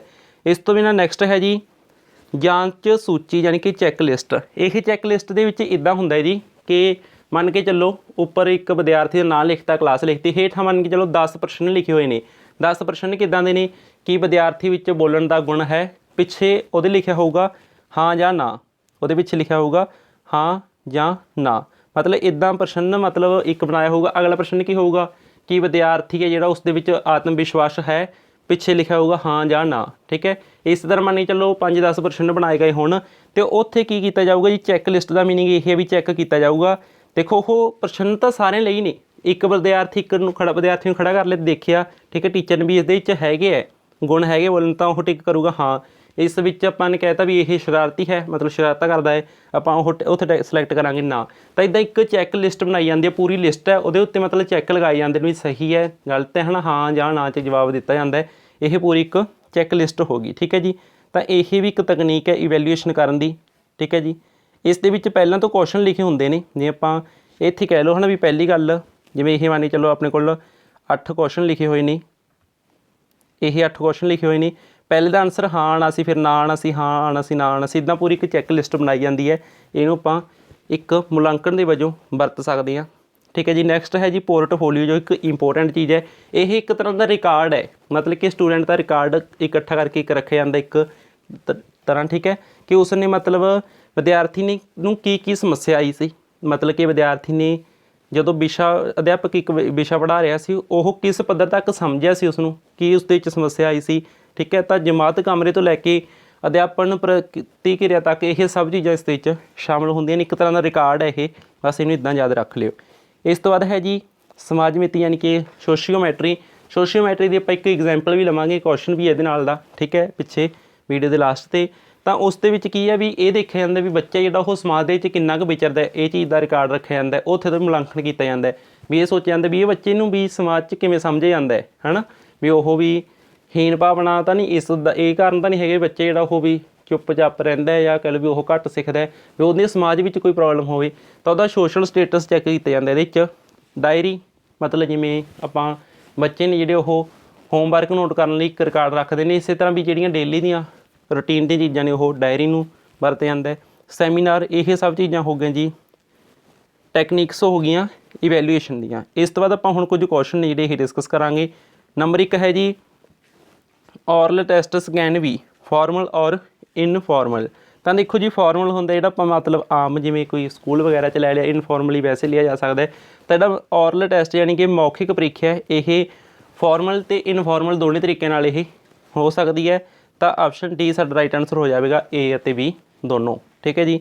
ਨੈਕਸਟ ਹੈ ਜੀ which among the following is not a technique of evaluation. ਦੇਖੋ ਇਹ ਟੈਕਨੀਕਸ ਆਪਾਂ ਹੁਣੇ ਡਿਸਕਸ ਕਰਕੇ ਹਟੇ ਹਾਂ ਉੱਤੇ ਹੀ ਪਈ ਹੈ ਸਲਾਈਡ ਦੇਖੋ ਕੁਐਸਚਨ ਦੇਖੋ ਕਿੰਨੇ ਘੈਂਟ ਤਰੀਕੇ ਨਾਲ ਆਇਆ। ਇਹਨਾਂ ਨੇ ਪੁੱਛਿਆ ਵੀ ਟੈਕਨੀਕ ਨਹੀਂ ਹੈ ਓਬਜ਼ਰਵੇਸ਼ਨ ਲਓ ਆਪਾਂ ਹੁਣੇ ਪੜ੍ਹ ਕੇ ਹਟੇ ਹੈਗੀ ਹੈ। ਇਸ ਤੋਂ ਬਾਅਦ ਇੰਟਰਵਿਊ ਹੈਗੀ ਹੈ ਨੋ ਪ੍ਰੋਬਲਮ। ਇਸ ਤੋਂ ਬਾਅਦ ਰੇਟਿੰਗ ਸਕੇਲ ਵੀ ਇਹਦੇ 'ਚ ਆਏਗਾ ਠੀਕ ਹੈ ਜਿਵੇਂ ਚੈੱਕ ਲਿਸਟ ਉਹ ਇੱਕ ਰੇਟਿੰਗ ਸਕੇਲ ਦਾ ਹੀ ਇੱਕ ਹਿੱਸਾ ਹੋ ਗਈ। ਇਸ ਤੋਂ ਬਿਨਾਂ ਰੇਟਿੰਗ ਸਕੇਲ ਬਾਰੇ ਥੋੜ੍ਹਾ ਜਿਹਾ ਸਮਝੋ ਜੀ। ਰੇਟਿੰਗ ਸਕੇਲ ਦੇ ਵਿੱਚ ਕੀ ਹੁੰਦਾ, ਵਿਦਿਆਰਥੀਆਂ ਨੂੰ ਗ੍ਰੇਡ ਦਿੱਤੇ ਜਾਂਦੇ ਨੇ, ਠੀਕ ਹੈ। ਤਾਂ ਗ੍ਰੇਡ ਦਿੱਤੇ ਜਾਂਦੇ ਨੇ ਵੀ ਇਹਦਾ ਮਤਲਬ ਇੱਦਾਂ ਦਾ ਰਿਕਾਰਡ ਸੀ, ਉਹਨੂੰ A ਗ੍ਰੇਡ ਦੇ ਦਿੱਤਾ, ਠੀਕ ਹੈ। ਇਸ ਤਰ੍ਹਾਂ ਵੀ ਇਹਦਾ ਮਤਲਬ ਘੱਟ ਰਿਕਾਰਡ ਵਧੀਆ ਸੀ, ਹੈ ਨਾ, ਵੀ ਇਹ ਮਤਲਬ ਕਲਾਸ 'ਚ ਇੰਨੇ ਟੈਸਟ ਘੱਟ ਦਿੱਤੇ ਸੀ, ਉਸ ਤੋਂ ਬਿਨਾਂ ਇਹ ਬੋਲਣ ਦੇ ਵਿੱਚ ਠੀਕ ਸੀ, ਕੰਮ ਨਹੀਂ ਕਰਦਾ ਸੀ ਇੱਦਾਂ। ਤਾਂ ਆਪਾਂ ਨੇ ਇਹ ਸਭ ਚੀਜ਼ ਦੇਖ ਲਿਆ ਤਾਂ ਉਹਨੂੰ ਗ੍ਰੇਡ ਦੇ ਦਿੱਤਾ। ਰੇਟਿੰਗ ਸਕੇਲ ਇਹਦੇ 'ਚ ਆਏਗੀ। ਅਤੇ ਐਕੁਜੀਸ਼ਨ ਨਹੀਂ ਇਹਦੇ ਵਿੱਚ ਆਉਂਦੀ ਜੀ, ਇਹਨੂੰ ਆਪਾਂ ਟੈਕਨੀਕ ਆਫ ਇਵੈਲੂਏਸ਼ਨ ਨਹੀਂ ਕਹਾਂਗੇ। ਆਪਸ਼ਨ ਡੀ ਸਾਡਾ ਰਾਈਟ ਆਨਸਰ ਹੋ ਜਾਵੇਗਾ। ਇਸ ਤੋਂ ਬਾਅਦ ਹੈ ਜੀ ਨਿਰਣਾਤਮਕ ਮੁਲਾਂਕਣ ਦਾ ਮੁਹਾਂਦਰਾ ਹੈ। ਤਾਂ ਇਹਦਾ ਮੁਹਾਂਦਰਾ ਕਿਹੜਾ ਹੋਏਗਾ? ਇਹ ਵਿਦਿਆਰਥੀਆਂ ਅਤੇ ਅਧਿਆਪਕਾਂ ਨੂੰ ਪੂਰੀ ਪ੍ਰਤੀ ਪੁਸ਼ਟੀ ਕਰੇਗਾ, ਜਾਂ ਫਿਰ ਇਹ ਵੱਖੋ ਵੱਖਰੀਆਂ ਸਿੱਖਣ ਵਿਧੀਆਂ ਨੂੰ ਸ਼ਾਮਲ ਕਰਦੇ ਹੋਏ ਨਿਰਣਾ ਕਰਦਾ ਹੈ ਕਿ ਕਿਵੇਂ ਅਤੇ ਕੀ ਪੜ੍ਹਾਉਣਾ ਚਾਹੀਦਾ ਹੈ, ਜਾਂ ਫਿਰ ਇਹ ਬੱਚਿਆਂ ਦੀ ਸਰਗਰਮ ਸ਼ਮੂਲੀਅਤ ਅਤੇ ਸਵੈ ਸਿੱਖਣ ਦੇ ਢੰਗ ਵਿੱਚ ਮੰਚ ਪ੍ਰਦਾਨ ਕਰਦਾ ਨਹੀਂ। ਅਤੇ ਇਸ ਤੋਂ ਬਿਨਾਂ ਹੈ ਜੀ ਇਹ ਵਿਦਿਆਰਥੀਆਂ ਦੇ ਕਾਰਜ ਦਾ ਮੁਲਾਂਕਣ ਕਰਨ ਵਿੱਚ ਸਭ ਤੋਂ ਪਾਰੰਪਰਿਕ ਢੰਗ ਹੈ। ਤਾਂ ਆਪਸ਼ਨ ਡੀ ਸਾਡਾ ਰਾਈਟ ਆਨਸਰ ਹੋਏਗਾ, ਕਿਉਂਕਿ ਮੁਲਾਂਕਣ ਦੇ ਵਿੱਚ ਉਹ ਸਭ ਚੀਜ਼ਾਂ ਹੀ ਆਪਾਂ ਸ਼ਾਮਲ ਹੋ ਗਈਆਂ, ਪ੍ਰਤੀ ਪੁਸ਼ਟੀ ਮਿਲੇਗੀ ਉਸਨੂੰ, ਠੀਕ ਹੈ। ਇਹ ਵੀ ਪਤਾ ਲੱਗੇ ਵੀ ਕੀ ਪੜ੍ਹਾਉਣਾ, ਇਹ ਸਭ ਚੀਜ਼ਾਂ ਨੂੰ ਸਮੋਰ ਹੀ ਹੈ ਜਿਹੜੀ ਮਤਲਬ ਚੌਥੀ ਆਪਸ਼ਨ ਹੈ, ਉਹ ਸਭ ਚੀਜ਼ਾਂ ਨੂੰ ਕੰਬਾਈਨ ਕਰ ਰਹੀ ਹੈ, ਤਾਂ ਇਹ ਬੈਸਟ ਆਨਸਰ ਹੋ ਜਾਵੇਗਾ। ਨੈਕਸਟ ਹੈ ਜੀ CCE ਵਿੱਚ ਰਚਨਾਤਮਕ ਅਤੇ ਮਤਲਬ ਇੱਥੇ ਉਹੀ ਗੱਲ ਹੋ ਗਈ ਇਹ, ਠੀਕ ਹੈ। ਸਮਿਟਿਵ ਅਸੈਸਮੈਂਟ ਕਹਿ ਰਹੇ ਹਾਂ ਇਹਨੂੰ ਆਪਾਂ, ਸੰਕਲਨਾਤਮਕ, ਠੀਕ ਹੈ, ਜਾਂ ਕਹਿ ਲਓ ਇਹਨੂੰ ਜੁੜਾਤਮਕ ਕਹਿ ਦਿੰਦੇ ਹਾਂ, ਕੁਲਾਤਮਕ ਕਹਿ ਦਿੰਦੇ ਹਾਂ। ਤਾਂ ਇਸ ਦਾ ਕਿੰਨਾ ਮਤਲਬ ਕਿੰਨੀ ਪਰਸੈਂਟੇਜ ਹੁੰਦੀ ਹੈ, ਇਹ ਘੈਂਟ ਕੁਐਸਚਨ ਹੈ। ਪਹਿਲਾਂ ਤਾਂ ਇਹਨਾਂ ਨੇ ਲਿਖਿਆ ਰਚਨਾਤਮਕ ਯਾਨੀ ਕਿ FA, ਠੀਕ ਹੈ। ਜਿਵੇਂ ਆਪਾਂ F ਕਹਿ ਲਓ ਹੈ ਨਾ, FA, ਜਾਂ ਫਰਮੇਟਿਵ ਅਸੈਸਮੈਂਟ ਕਹਿ ਲਓ, ਜਾਂ ਫਰਮੇਟਿਵ ਇਵੈਲੂਏਸ਼ਨ ਕਹਿ ਲਓ, ਠੀਕ ਹੈ। ਤਾਂ ਜਿਹੜੀ ਇਹ ਹੁੰਦੀ ਹੈ ਫਰਮੇਟਿਵ, ਇਹ ਹੁੰਦੀ ਹੈ ਜੀ 40% ਹੁੰਦੀ ਹੈ, ਅਤੇ ਜਿਹੜੀ ਸਮਿਟਿਵ ਹੁੰਦੀ ਹੈ ਇਹ ਹੁੰਦੀ ਹੈ ਜੀ 60%, ਠੀਕ ਹੈ। ਤਾਂ ਇਹ ਰਾਈਟ ਆਨਸਰ ਹੋ ਗਿਆ ਆਪਣਾ ਆਪਸ਼ਨ A, ਠੀਕ ਹੈ ਜੀ। ਤਾਂ ਉਹੀ ਗੱਲ ਆ ਗਈ ਵੀ ਜਦੋਂ ਹੁਣ ਮੰਨ ਕੇ ਚੱਲੋ ਜਿਹੜਾ FA ਹੈ ਨਾ ਆਪਾਂ ਫਰਮੇਟਿਵ ਕਹਿ ਰਹੇ ਹਾਂ, ਤਾਂ ਫਰਮੇਟਿਵ ਯਾਨੀ ਕਿ ਰਚਨਾਤਮਕ ਕੀ ਹੈ, ਵਿਦਿਆਰਥੀ ਦੇ ਮਤਲਬ ਪੂਰੇ ਸਾਲ ਦੇ ਵਿੱਚ 4 ਵਾਰ ਟੈਸਟ ਲਏਗਾ ਹੀ, ਹੈ ਨਾ। ਜਿਵੇਂ ਆਪਾਂ ਬਾਇਓ ਮੰਥਲੀ ਲੈਂਦੇ ਹਾਂ, ਜਾਂ ਫਿਰ FA1 FA2 ਇੱਦਾਂ ਲੈਂਦੇ ਹਾਂ, ਤਾਂ ਇਸ ਤਰ੍ਹਾਂ 4 ਵਾਰ ਲੈ ਗਏ। ਉਹਨਾਂ ਦਾ ਵੀ ਕੁਝ ਕੁ ਪਰਸੈਂਟ ਜਿਹੜਾ ਉਹ ਰਿਜ਼ਲਟ ਦੇ ਵਿੱਚ ਜੁੜਦਾ ਹੈ। ਕੁੱਲ ਮਿਲਾ ਕੇ ਆਪਾਂ ਇਹ ਕਹਿ ਸਕਦੇ ਹਾਂ ਵੀ ਜਦੋਂ ਉਹਦਾ ਰਿਜ਼ਲਟ ਬਣੇਗਾ, ਮਤਲਬ ਉਹਦਾ ਕੰਟੀਨਿਊਅਸ ਐਂਡ ਕੰਪਰੀਹੈਂਸਿਵ ਇਵੈਲੂਏਸ਼ਨ ਕੀਤਾ ਜਾਵੇਗਾ, ਤਾਂ ਉਹ ਲਾਸਟ ਵਿੱਚ ਜੁੜੇਗਾ ਕੁਝ ਕੁ ਪਰਸੈਂਟ। ਕਿੰਨਾ ਪਰਸੈਂਟ? 40%। ਅਤੇ ਜਿਹੜਾ ਮਤਲਬ ਉਸ ਦੇ ਫਾਈਨਲ ਪੇਪਰ ਹੋਏ ਨੇ ਉਹਨਾਂ ਦਾ ਰਿਜ਼ਲਟ ਤਾਂ 60% ਜੁੜਦਾ ਹੈ, ਉਹਨੂੰ ਇੱਕ ਪੈਟਰਨ ਬਣਾ ਕੇ ਜੋੜਿਆ ਜਾਂਦਾ ਹੈ, ਠੀਕ ਹੈ। ਤਾਂ ਇਸ ਤਰੀਕੇ ਨਾਲ ਆਪਸ਼ਨ ਇਹ ਸਾਡਾ ਰਾਈਟ ਆਨਸਰ ਹੋ ਜਾਣਾ ਸੀ। ਨੈਕਸਟ ਕੁਐਸਚਨ ਲਗਾਤਾਰ 2 ਪ੍ਰਸ਼ਨ ਨੇ ਜੀ ਪੇਪਰਾਂ 'ਚ ਆਏ ਹੋਏ। ਪੋਰਟਫੋਲੀਓ ਕੀ ਮਾਪਣ ਦਾ ਸਾਧਨ ਹੈ? ਤਾਂ ਦੇਖੋ ਕਿ ਇਹ ਪੌਦਿਆਂ ਨੂੰ ਮਾਪਦਾ 9, ਝਾੜੀਆਂ ਦਾ ਵਾਧਾ 9, ਪਸ਼ੂਆਂ ਦਾ ਵਾਧਾ 9, ਇੱਕੋ ਆਪਸ਼ਨ ਬਚਦੀ ਹੈ। ਇੱਕ ਨਿਸ਼ਚਿਤ ਸਮੇਂ ਦੌਰਾਨ ਵਿਦਿਆਰਥੀਆਂ ਦਾ ਵਾਧਾ ਇਸ ਨਾਲ ਆਪਾਂ ਮਾਪ ਸਕਦੇ ਹਾਂ। ਤੁਹਾਨੂੰ ਦੱਸਿਆ ਵੀ ਸਾਰਾ ਰਿਕਾਰਡ ਰੱਖਿਆ ਜਾਂਦਾ ਬੱਚੇ ਦਾ ਇਹਦੇ 'ਚ, ਠੀਕ ਹੈ। ਪੋਰਟਫੋਲੀਓ ਇੱਕ ਰਿਕਾਰਡ ਰੱਖਣ ਦੀ ਚੀਜ਼ ਹੈ, ਕਿੰਨਾ ਦਾ ਰਿਕਾਰਡ? ਵਿਦਿਆਰਥੀਆਂ ਦਾ। ਨੈਕਸਟ ਕੁਐਸਚਨ ਹੈ ਜੀ ਵਿਵਹਾਰ ਮਾਪਣ ਯਾਨੀ ਕਿ ਵਿੱਚ ਰੇਟਿੰਗ ਸਕੇਲ ਕਿਸ ਦਾ ਮੁਲਾਂਕਣ ਕਰਨ ਲਈ ਉਪਯੋਗੀ ਹੈ? ਤਾਂ ਰੇਟਿੰਗ ਸਕੇਲ, ਦੇਖੋ ਰੇਟਿੰਗ ਸਕੇਲ ਇਕੱਲੇ ਬੌਧਾਤਮਕ ਦਾ ਨਹੀਂ ਕਰਦੀ, ਇਕੱਲੇ ਮਤਲਬ ਆਪਣੇ ਗਿਆਨ ਦਾ ਨਹੀਂ ਕਰਦੀ, ਠੀਕ ਹੈ। ਜਿਸਮਾਨੀ ਦਾ 9 ਅਤੇ ਉਪਰੋਕਤ ਕੋਈ ਨਹੀਂ। ਦੇਖੋ ਇਸ ਦੇ ਵਿੱਚ ਸਭ ਤੋਂ ਬੈਸਟ ਆਪਸ਼ਨ ਹੋਏਗੀ ਜੀ ਵਿਅਕਤੀਤਵ ਨਾਲ ਸੰਬੰਧਿਤ ਵਿਸ਼ੇਸ਼ਤਾਵਾਂ, ਮਤਲਬ ਕਿ ਉਸ ਦੇ ਵਿਅਕਤੀਤਵ ਦੇ ਵਿੱਚ ਸਭ ਕੁਛ ਆ ਗਿਆ, ਪਰਸਨੈਲਿਟੀ ਦੇ ਵਿੱਚ ਸਭ ਕੁਛ ਆ ਗਿਆ, ਬੌਧਿਕ ਵਿਸ਼ੇਸ਼ਤਾ ਵੀ ਆ ਗਈ, ਜਿਸਮਾਨੀ ਵੀ ਆ ਗਈ, ਠੀਕ ਹੈ। ਇਸ ਤੋਂ ਬਿਨਾਂ ਸਭ ਪੱਖ ਉਹਦੇ ਵਿੱਚ ਆ ਗਏ ਵਿਅਕਤੀਤਵ ਦੇ ਵਿੱਚ, ਯਾਨੀ ਕਿ ਰੇਟਿੰਗ ਕਰਨੀ ਹੈ ਉਹਦੀ ਕਾਹਦੀ? ਪਰਸਨੈਲਿਟੀ ਦੀ। ਆਪਸ਼ਨ A ਸਾਡਾ ਰਾਈਟ ਆਨਸਰ ਹੋਏਗਾ। The purpose of language evaluation includes, ਮਤਲਬ ਕਿ ਜਿਹੜੀ ਇਵੈਲੂਏਸ਼ਨ ਉਹਦੇ ਵਿੱਚ ਕੀ ਕੁਛ ਸ਼ਾਮਲ ਹੁੰਦਾ ਹੈ? ਫੀਡਬੈਕ ਵੀ ਹੁੰਦੇ ਨੇ, ਮੋਨੀਟਰਿੰਗ ਮਤਲਬ ਨਿਗਰਾਨੀ ਕਰਨਾ, ਜਿਵੇਂ ਆਪਾਂ ਨੇ ਕਿਹਾ ਵੀ ਉਹ ਵਾਰ ਵਿੱਚੋਂ ਪ੍ਰਸ਼ਨ ਪੁੱਛੇਗਾ, ਠੀਕ ਹੈ, ਫੀਡਬੈਕ ਲਏਗਾ, ਅਤੇ ਪ੍ਰੋਗਰਾਮ ਆਊਟਕਮਸ ਦੇਖੇਗਾ, ਹਾਂ ਵੀ ਕੀ ਆਊਟਕਮ ਆ ਰਹੇ, ਕਿੰਨਾ ਕੁ ਸਿੱਖ ਰਿਹਾ, ਉਹ ਚੀਜ਼ਾਂ ਆਪਾਂ ਸਾਰੀਆਂ ਡਿਸਕਸ ਕਰ ਹੀ ਚੁੱਕੇ ਹਾਂ। ਤਾਂ ਇਹ ਸਭ ਚੀਜ਼ਾਂ ਹੀ ਸ਼ਾਮਲ ਨੇ ਇਸ ਦੇ ਵਿੱਚ, ਠੀਕ ਹੈ। ਆਪਸ਼ਨ ਡੀ ਸਾਡਾ ਰਾਈਟ ਆਨਸਰ ਹੋ ਗਿਆ। ਨੈਕਸਟ ਹੈ ਜੀ ਨਿਰੰਤਰ ਅਤੇ ਵਿਆਪਕ ਮੁਲਾਂਕਣ। ਸਕੂਲ ਆਧਾਰਿਤ ਮੁਲਾਂਕਣ ਪ੍ਰਣਾਲੀ ਹੈ ਜਿਸ ਵਿੱਚ ਡੈਸ਼ ਪੱਧਰ ਦੇ ਵਿਦਿਆਰਥੀਆਂ ਦੇ ਪ੍ਰਗਤੀ ਦੇ ਸਕਲਨ ਦੀ ਲੋੜ ਨਹੀਂ ਪੈਂਦੀ। ਦੇਖੋ ਜਿਹੜਾ ਆਪਾਂ ਨੇ ਇਹ ਡਿਸਕਸ ਕੀਤਾ ਨਾ CCE, ਆਪਾਂ ਨੇ ਕੀ ਕੀਤਾ ਹੈ, ਕਹਿ ਰਹੇ ਹਾਂ ਵੀ ਇਹ ਮਤਲਬ ਹਰ ਰੋਜ਼ ਹੀ ਹੁੰਦਾ ਰਹਿੰਦਾ ਹੈ ਨਾ, ਵੀ ਲਗਾਤਾਰ ਚੱਲਦਾ ਹੀ ਰਹਿੰਦਾ, ਕਿਤੇ ਰੁਕਦੇ ਹੀ ਨਹੀਂ। ਤਾਂ ਹੁਣ ਰੋਜ਼ ਥੋੜ੍ਹੀ ਆਪਾਂ ਕਲਸਟਰ ਪੱਧਰ ਦੇ ਜਾਂ ਬਲਾਕ ਪੱਧਰ ਦੇ ਜੇ ਜ਼ਿਲ੍ਹੇ ਪੱਧਰ ਦੇ ਵਿਦਿਆਰਥੀਆਂ ਨੂੰ ਇਕੱਠਾ ਕਰਦੇ ਨਹੀਂ ਕਰਦੇ, ਤਾਂ ਇਹ ਮਤਲਬ ਕਲਾਸ ਦੇ ਵਿੱਚ ਹੀ ਹੋ ਜਾਂਦਾ, ਕਲਾਸ ਪੱਧਰ 'ਤੇ ਹੋ ਜਾਂਦਾ ਇਹ। ਇਹਦੇ ਲਈ ਕੋਈ ਮਤਲਬ ਇਹ ਨਹੀਂ ਹੈਗਾ ਵੀ ਜ਼ਿਲ੍ਹਾ ਪੱਧਰ ਦੇ ਬਲਾਕ ਪੱਧਰ ਦੇ ਵਿਦਿਆਰਥੀ ਜਿਹੜੇ ਉਹ ਇਕੱਠੇ ਕਰਨੇ ਪੈਣਗੇ। ਤਾਂ ਉਪਰੋਕਤ ਸਾਰੇ ਆਪਸ਼ਨ ਸਹੀ ਹੋ ਗਈ। ਇਹ ਸਾਰਿਆਂ ਨੂੰ ਹੀ ਆਪਾਂ ਕੀ ਕਰਦੇ ਹਾਂ ਜੀ, ਸ਼ਾਮਲ ਨਹੀਂ ਕਰਦੇ। ਡੀ ਆਪਸ਼ਨ ਸਾਡਾ ਰਾਈਟ ਆਨਸਰ ਹੋਈ, ਕਿਉਂਕਿ ਇਹਨਾਂ ਨੇ ਨਹੀਂ ਕਿਹਾ ਸੀ ਵੀ ਕਿਹੜਿਆਂ ਦੀ ਵਿਦਿਆਰਥੀਆਂ ਨੂੰ ਲੋੜ ਨਹੀਂ ਪਏਗੀ। ਇਹਨੂੰ ਤੁਸੀਂ ਇੱਦਾਂ ਸਮਝੋ ਜਿਵੇਂ ਫਾਈਨਲ ਪੇਪਰ ਲਾਏ ਜਾਂਦੇ ਨੇ, ਬੋਰਡ ਦੀ ਕਲਾਸ ਦੇ ਪੇਪਰ ਲਾਏ ਜਾਂਦੇ ਨੇ, ਉਸ ਸਮੇਂ ਕੀ ਹੁੰਦਾ ਵੀ ਜਿਵੇਂ ਹੁਣ ਆਪਾਂ ਐਗਜ਼ਾਮਪਲ ਲੈ ਲਓ ਪੰਜਾਬ ਸਕੂਲ ਸਿੱਖਿਆ ਬੋਰਡ ਦੇ 10ਵੀਂ ਦੇ ਪੇਪਰ ਹੋ ਰਹੇ ਨੇ, ਤਾਂ ਤੁਸੀਂ ਸੋਚੋ ਵੀ ਜਿਹੜਾ ਉਹ ਪੇਪਰ ਹੈ ਲਿਆ ਜਾ ਰਿਹਾ, ਮੁਲਾਂਕਣ ਕਹਿ ਲਓ ਆਪਾਂ, ਇੱਕ ਕਹਿ ਸਕਦੇ ਹੋ ਰਿਹਾ ਹੈ ਨਾ, ਪੇਪਰ ਲਿਆ ਜਾ ਰਿਹਾ, ਉਹ ਸਾਰੇ ਪੰਜਾਬ ਦੇ 10ਵੀਂ ਦੇ ਵਿਦਿਆਰਥੀਆਂ ਦਾ ਇੱਕੋ ਦਿਨ ਹੈ, ਇੱਕੋ ਦਿਨ ਇੱਕੋ ਟਾਈਮ ਹੈ, ਤਾਂ ਉਹਦੇ ਵਿੱਚ ਸਾਰੇ ਪੰਜਾਬ ਦੇ ਵਿਦਿਆਰਥੀ ਸ਼ਾਮਲ ਨੇ।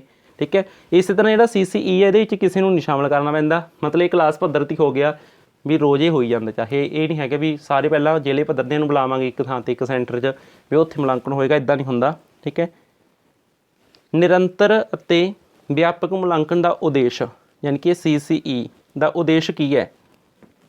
ਕਾਰਗੁਜ਼ਾਰੀ ਵਿੱਚ ਸੁਧਾਰ ਕਰਨਾ ਸਹੀ ਹੈ। ਬੱਚੇ ਦੀ ਬੌਧਿਕ ਕਾਰਗੁਜ਼ਾਰੀ ਨੂੰ ਤੁਹਾਨੂੰ ਕੀ ਦੱਸਿਆ ਵੀ CCE ਇਹਦੀ ਫੁੱਲ ਫਾਰਮ ਨੂੰ ਸਮਝੋ ਤੁਸੀਂ ਕੀ ਕਹਿ ਰਹੇ ਨੇ, ਇਹ ਨਿਰੰਤਰ ਅਤੇ ਵਿਆਪਕ ਮਤਲਬ ਕਿ ਕੰਟੀਨਿਊਸ ਐਂਡ ਕੰਪਰੀਹੈਂਸਿਵ, ਮਤਲਬ ਸਭ ਕੁਛ ਹੀ ਆ ਗਿਆ ਇਹਦੇ 'ਚ। ਠੀਕ ਹੈ, ਸਮੁੱਚੀ ਕਾਰਗੁਜ਼ਾਰੀ ਆ ਗਈ। ਵਿਆਪਕ ਦਾ ਅਰਥ ਸਮੁੱਚੀ ਹੁੰਦਾ ਵੀ ਸਭ ਕੁਛ ਸ਼ਾਮਲ ਹੈ ਇਹਦੇ 'ਚ, ਬੌਧਿਕ ਵੀ ਸ਼ਾਮਲ ਹੈ, ਠੀਕ ਹੈ, ਬੌਧਿਕ ਵਾਲੀ ਵੀ ਕਾਰਗੁਜ਼ਾਰੀ, ਅਤੇ ਇਸ ਤੋਂ ਬਿਨਾਂ ਸਮਾਜਿਕ ਕਾਰਗੁਜ਼ਾਰੀ ਹੋਈ, ਸਰੀਰਕ ਕਾਰਗੁਜ਼ਾਰੀ ਹੋਈ, ਇਹ ਸਭ ਚੀਜ਼ਾਂ ਹੀ ਸ਼ਾਮਲ ਨੇ ਜੀ ਸਮੁੱਚੀ ਦੇ ਵਿੱਚ, ਤਾਂ ਹੀ ਇਹਦਾ ਨਾਂ CCE ਹੈ, ਯਾਨੀ ਕਿ ਕੰਟੀਨਿਊਸ ਐਂਡ ਕੰਪਰੀਹੈਂਸਿਵ ਇਵੈਲੂਏਸ਼ਨ। ਠੀਕ ਹੈ, ਇਹ ਚੀਜ਼ਾਂ ਇਸ ਦੇ ਵਿੱਚ ਸ਼ਾਮਲ ਨੇ।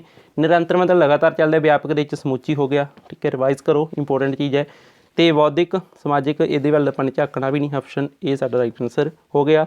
ਨੈਕਸਟ ਹੈ ਜੀ, ਲਓ ਆ ਗਈ ਸੋਸ਼ੀਓਮੈਟਰੀ ਦੀ ਇੱਕ ਐਗਜ਼ਾਮਪਲ। ਇੱਕ ਅਧਿਆਪਕ ਹੈ, ਪੂਰੀ ਕਲਾਸ ਨੂੰ ਇਹ ਪ੍ਰਸ਼ਨ ਪੁੱਛਦਾ ਹੈ ਕਿ ਪਿਕਨਿਕ ਦੌਰਾਨ ਕਿਹੜਾ ਵਿਦਿਆਰਥੀ ਕਿਸ ਨਾਲ ਬੈਠਣਾ ਚਾਹੁੰਦਾ ਹੈ। ਉਸ ਤੋਂ ਬਾਅਦ ਜਵਾਬ ਇਕੱਠੇ ਕਰਦਾ ਅਤੇ ਵਿਦਿਆਰਥੀਆਂ ਦੀ ਤਰਜੀਹਾਂ ਦਾ ਵਿਸ਼ਲੇਸ਼ਣ ਕਰਦਾ ਹੈ। ਮਤਲਬ ਉਹਨੇ ਪੁੱਛ ਲਿਆ ਵੀ ਆਪਾਂ ਪਿਕਨਿਕ 'ਤੇ ਚੱਲਾਂਗੇ, ਦੱਸੋ ਕਿਹੜੇ ਵਿਦਿਆਰਥੀ ਨੇ ਕਿਹੜੇ ਨਾਲ ਕਿਹਦੀ ਸੀਟ 'ਤੇ ਮਤਲਬ ਬੈਠਣਾ, ਕਿਹੜੇ ਨਾਲ ਬੈਠਣਾ ਹੈ। ਇਸ ਤੋਂ ਅਧਿਆਪਕ ਨੂੰ ਪਤਾ ਕੀ ਲੱਗਿਆ ਵੀ ਸਭ ਤੋਂ ਹਰਮਨ ਪਿਆਰਾ ਵਿਦਿਆਰਥੀ ਕੌਣ ਹੈ, ਵੀ ਸਾਰੇ ਚਾਹੁੰਦੇ ਨੇ ਵੀ ਮੈਂ ਉਹਦੇ ਨਾਲ ਜਾਣਾ, ਉਹਦੇ ਨਾਲ ਬੈਠਾਂਗੇ ਜੀ, ਉਹਦੇ ਨਾਲ ਬੈਠਾਂਗਾ। ਠੀਕ ਹੈ, ਤਾਂ ਇਹ ਜਿਹੜੇ ਵਿਦਿਆਰਥੀ ਬਾਰੇ ਦੀ ਚਾਹਨਾ ਜ਼ਿਆਦਾ ਕਰਨਗੇ ਲੋਕ, ਮੈਨੂੰ ਤਾਂ ਉਹਦੇ ਨਾਲ ਬੈਠਿਆ, ਉਹ ਬੱਚੇ ਹੈ ਨਾ, ਉਹ ਜ਼ਿਆਦਾ ਚਾਹਨਾ ਕਰਨਗੇ, ਤਾਂ ਉਹ ਕੀ ਹੈ, ਹਰਮਨ ਪਿਆਰੇ। ਇਸ ਤੋਂ ਬਿਨਾਂ ਸਭ ਤੋਂ ਘੱਟ ਹਰਮਨ ਪਿਆਰਾ ਵੀ ਜਿਹਦੇ ਨਾਲ ਕਿਸੇ ਨੇ ਨਹੀਂ ਬੈਠਣਾ ਪਸੰਦ ਕੀਤਾ। ਤਾਂ ਉੱਥੇ ਤੋਂ ਕੀ ਪਤਾ ਲੱਗਿਆ ਟੀਚਰ ਨੂੰ ਵੀ ਉਹਦੀ ਸਮਾਜ ਦੇ ਵਿੱਚ ਕਿੰਨੀ ਕੁ ਵੈਲਿਊ ਹੈ, ਮਤਲਬ ਉਸ ਸਮਾਜ ਦਾ ਮਤਲਬ ਉਹ ਕਲਾਸ ਹੀ ਹੋ ਗਈ, ਉਹ ਵੀ ਸੁਸਾਇਟੀ ਹੋ ਗਈ ਨਾ ਉਹਦੀ। ਠੀਕ ਹੈ, ਤਾਂ ਉਹਦੇ ਵਿੱਚ ਉਹਦੀ ਕਿੰਨੀ ਕੁ ਵੈਲਿਊ ਹੈ, ਯਾਨੀ ਕਿ ਸੋਸ਼ੀਓਮੈਟਰੀ ਹੋ ਗਿਆ ਇਹ। ਠੀਕ ਹੈ, ਕਹਿ ਸਕਦੇ ਆਪਾਂ ਸਮਾਜ ਮਿਤੀ ਉਹਨੂੰ ਪਤਾ ਲੱਗੀ ਵੀ ਕਿੰਨੀ ਕੁ ਵੈਲਿਊ ਹੈਗੀ ਹੈ ਕਿਹੜੇ ਬੱਚੇ ਦੀ। ਠੀਕ ਹੈ, ਇਹ ਚੀਜ਼ ਦਾ ਉਹਨੂੰ ਪਤਾ ਲੱਗ ਰਿਹਾ, ਤਾਂ ਇਹ ਹੋਈ ਚੀਜ਼ ਸੋਸ਼ੀਓਮੈਟਰੀ। ਵਿਦਿਆਰਥੀਆਂ ਦੀ ਪ੍ਰਗਤੀ ਦੀ ਨਿਗਰਾਨੀ ਕਰਨ ਲਈ, ਇੱਥੇ ਸਮਝੋ ਚੀਜ਼ ਨੂੰ, ਪ੍ਰਗਤੀ, ਠੀਕ ਹੈ, ਮਤਲਬ ਪ੍ਰੋਗਰੈਸਿਵ ਜਿਹੜੀ ਉਹਦੀ ਨਿਗਰਾਨੀ ਕਰਨੀ ਹੈ। ਠੀਕ ਹੈ, ਉਹਨੂੰ ਓਬਜ਼ਰਵ ਕਰ ਰਹੇ ਹਾਂ ਆਪਾਂ। ਠੀਕ ਹੈ, ਅਤੇ ਨਿਗਰਾਨੀ ਕਰਨ ਲਈ ਮੁਲਾਂਕਣ ਨੂੰ ਕੀ ਕਹਾਂਗੇ ਆਪਾਂ, ਤਾਂ ਇਹ ਹੋਏਗਾ ਸਿੱਖਣ ਲਈ ਮੁਲਾਂਕਣ। ਸਮਝ ਗਏ ਨਾ, ਅਸੈਸਮੈਂਟ ਫੋਰ ਲਰਨਿੰਗ ਹੈ ਇਹ, ਮਤਲਬ ਕਿ ਪ੍ਰਗਤੀ ਵੀ ਕਿੰਨੀ ਕੁ ਕਰ ਰਿਹਾ ਆਪਾਂ ਦੇਖ ਰਹੇ ਹਾਂ, ਤਾਂ ਇਹ ਕੀ ਹੋ ਗਈ ਜੀ, ਅਸੈਸਮੈਂਟ ਫੋਰ ਲਰਨਿੰਗ ਹੋ ਗਈ। ਇਹ ਚੀਜ਼ ਨੂੰ ਧਿਆਨ ਰੱਖੋ, ਮਤਲਬ ਵਿੱਚੋਂ ਸਵਾਲ ਆਪਾਂ ਪੁੱਛ ਰਹੇ ਹਾਂ। ਠੀਕ ਹੈ, ਵੀ ਉਹਨੂੰ ਥੋੜ੍ਹਾ ਜਿਹਾ ਦੱਸਤਾ, ਆਪਾਂ ਸਵਾਲ ਪੁੱਛ ਰਹੇ ਹਾਂ, ਤਾਂ ਉਹ ਕੀ ਸਿੱਖਣ ਦੇ ਲਈ ਮੁਲਾਂਕਣ ਹੈ, ਅਸੈਸਮੈਂਟ ਫੋਰ ਲਰਨਿੰਗ ਹੈ। ਨੈਕਸਟ ਹੈ ਜੀ, in order to make evaluation and enabling factor, ਮਤਲਬ ਇਹਨੂੰ ਆਪਾਂ ਨੇ ਇੱਕ ਵਧੀਆ ਫੈਕਟਰ ਬਣਾਉਣਾ ਹੈਗਾ ਇਵੈਲੂਏਸ਼ਨ ਨੂੰ, for learning rather than an impediment ongoing assessment should document or learners progress through, ਮਤਲਬ ਕਿਹੜੇ ਡਾਕੂਮੈਂਟ ਹੈ ਇੱਕ, ਹੈ ਨਾ, ਵੀ ਜਿਹਦੇ ਵਿੱਚ ਇਹ ਸਭ ਚੀਜ਼ਾਂ ਨੂੰ ਆਪਾਂ ਸ਼ਾਮਲ ਕਰਾਂਗੇ। ਸਿੰਪਲ ਜੀ ਗੱਲ ਹੈ, ਉਹ ਹੋ ਜਾਊਗਾ ਜੀ ਪੋਰਟਫੋਲੀਓ, ਜਿਸ ਦੇ ਵਿੱਚ ਵਿਦਿਆਰਥੀ ਦਾ ਮਤਲਬ ਇੱਕ ਡਾਕੂਮੈਂਟ ਹੈ ਇਹ, ਹੈ ਨਾ, ਕਹਿ ਸਕਦੇ ਆਪਾਂ ਕਿ ਲਰਨਿੰਗ ਦੀ ਜਿਹੜੀ ਲਰਨਰ ਹੈ ਜਿਹੜਾ ਉਸ ਦੀ ਪ੍ਰੋਗਰੈਸ ਹੈ ਜਿਹੜੀ ਉਸਨੂੰ ਮਤਲਬ ਇਹਦੇ 'ਚ ਰੱਖਿਆ ਜਾਏਗਾ, ਹੈ ਨਾ, ਇਵੈਲੂਏਟ ਕੀਤਾ ਜਾਵੇਗਾ, ਤਾਂ ਇਹੀ ਹੋਏਗਾ ਜੀ ਪੋਰਟਫੋਲੀਓ। ਠੀਕ ਹੈ, ਤਾਂ ਇਸ ਤਰੀਕੇ ਨਾਲ ਅੱਜ ਦੀ ਕਲਾਸ ਹੁੰਦੀ ਹੈ ਜੀ ਆਪਣੀ ਸਮਾਪਤ। ਇਹ ਕਲਾਸ ਤੁਹਾਨੂੰ ਕਿਸ ਤਰ੍ਹਾਂ ਦੀ ਲੱਗੀ ਦੋਸਤੋ, ਇੱਕ ਵਾਰ ਕਮੈਂਟ ਕਰਕੇ ਜ਼ਰੂਰ ਦੱਸਿਓ। Thank you.